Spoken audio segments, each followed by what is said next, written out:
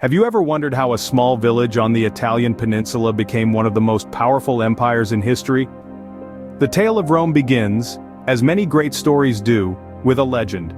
In 753 before Christ, Romulus and Remus, twins fostered by a she-wolf and fathered by Mars, the god of war, founded a small village on the banks of the Tiber River. This village, named Rome after Romulus, was the seed that would grow into an empire spanning 3 continents. Just 244 years later, the Roman Republic was established, marking a significant shift from monarchy to a form of government where citizens had the right to vote for their leaders. This was a novel concept in a world dominated by kings and emperors, and it set the stage for Rome's future dominance. Thus, from a humble beginning, the foundations of what would become the mighty Roman Empire were laid. How did a republic transform into an empire that dominated the ancient world? The answer lies in the expansion of the Roman Republic. It began with the Punic Wars, a series of 3 wars fought against the city of Carthage.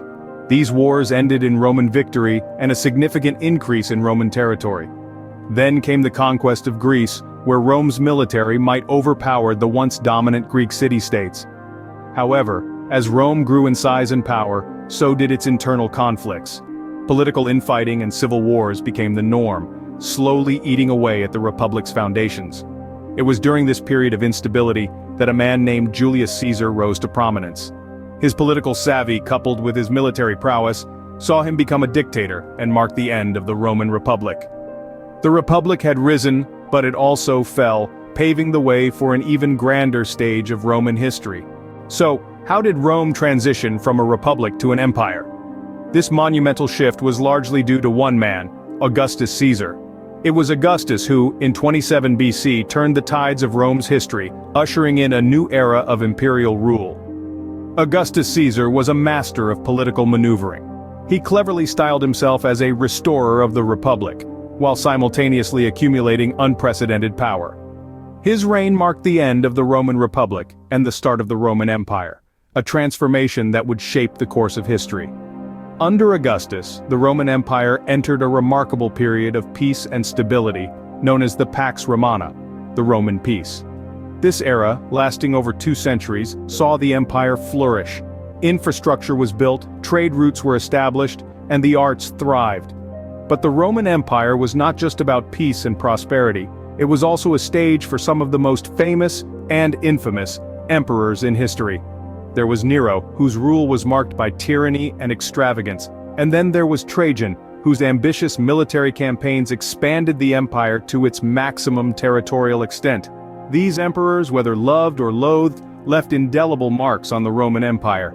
Their reigns shaped the course of the empire, steering it towards grandeur and ultimately decline. The Roman Empire had reached its zenith, but as the saying goes, what goes up must come down. So what led to the fall of this immense empire?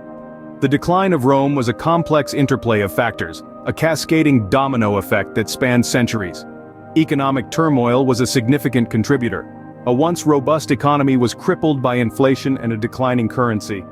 The empire's vast territories became too costly to maintain, and the once rich and prosperous Rome was now a shadow of its former self.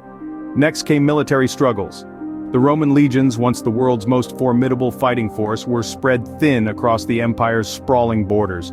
Foreign invasions became increasingly common, and Rome's military might could no longer hold them at bay. Then there were the societal changes. The Roman populace became disenchanted, their faith in the empire waning.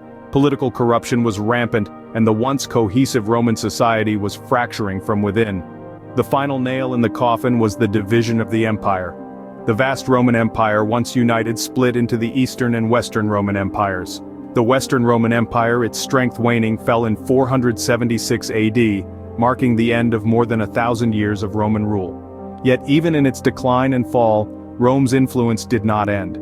The Eastern Roman Empire, or Byzantine Empire, continued for another 1,000 years, preserving much of Rome's culture and knowledge. And so, the sun set on the Roman Empire. But its legacy continues to shape our world today.